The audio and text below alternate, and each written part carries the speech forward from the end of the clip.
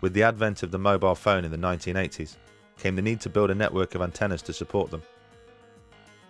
Since then, the telecom companies have erected over 5 million mobile phone masts around the world. But incredibly, prior to filling the air with microwave frequencies, they didn't conduct a single piece of research to ensure there wouldn't be any long-term health effects from such exposure. The grid was built without first making sure it was safe. The way a mobile phone works is by sending and receiving microwave frequencies to and from the base station. So having a phone pressed against your head inevitably means your brain is being exposed to those waves. Does the brain react to this exposure? A recent American study shows it absolutely does. So it's pretty ugly, isn't it? yeah, and it's constant as well. One thing you'll notice is it doesn't stop. It's 24/7. This is what's coming out of the mast. If you can see the mast, you're being exposed to it. Right. Frankly, even if you can't, you're being exposed to it if you're this distance away, because it'll pass through, concrete walls and things. It'll dampen it a bit, but not very much. If you're within 200-300 metres of the mast up there, this is what you're going to be exposed to 24/7. When you can hear it, it changes everything. It does. Imagine if you could see it. It'll be almost constant, because it starts a proper sort of two-way high bandwidth transmission. Okay, let's do that. Oh wow. So as soon as it picks up, this is it trying to, and this is once it's on call mode, this is now what the phone's doing. And that's waves going from my phone to the base station and then being transmitted from there. And that's it's picked up. That's horrible. And that's basically what your phone's transmitting into your head all the time that you've got it operational and you're using it for phone. And it'd be the equivalent of sort of, seeing a daily smog. Yeah.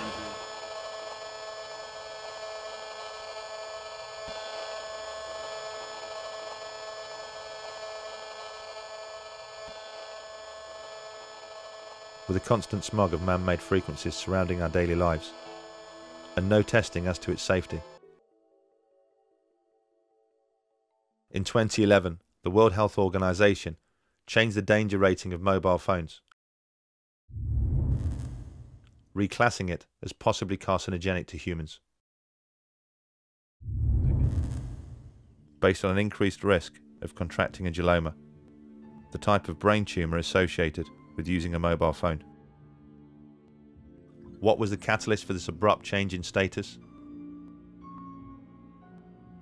There have been countless studies conducted into the possible health effects of mobile phones. Some showing an effect, some showing no effect. But the most conclusive came from Leonard Hardell. He has overseen the largest and most comprehensive piece of research ever conducted, combining his own work with that of others from around the world. From the early 1990s, they have investigated the phone habits of more than 2,000 people from around the world.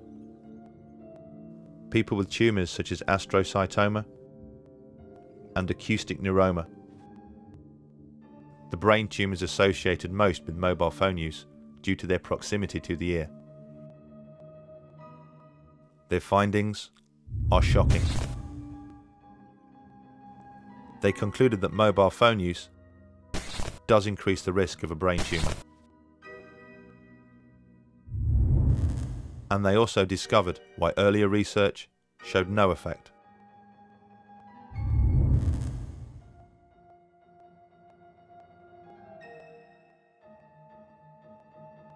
At the beginning of the 1900s, childhood leukemia was a medical rarity.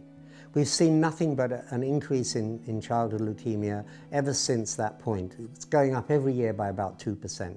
And that applies to many other disorders as well. Autism, brain tumours, cancer.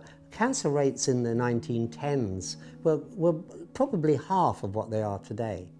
And many other diseases are being connected by studies, by scientific studies, with exposure to electromagnetic fields and radiations.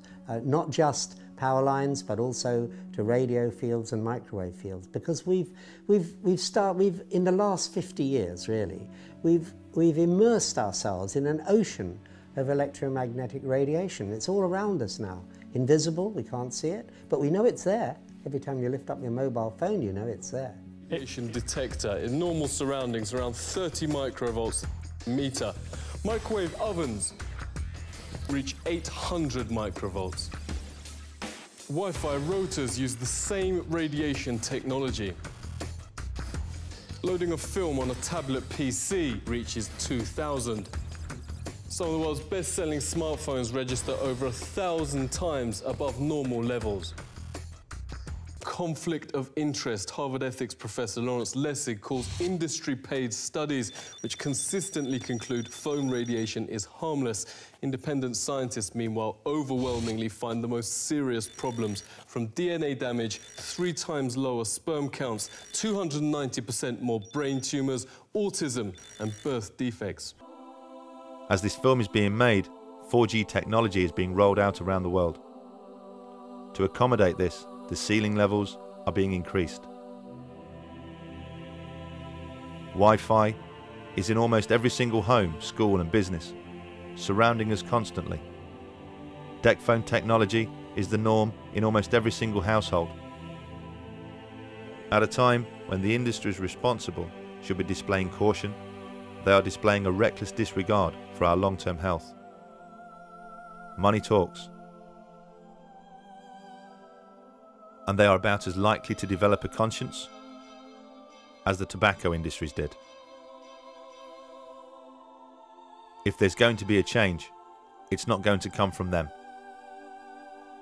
It's going to have to come from us. We just need to open our eyes and see the problem.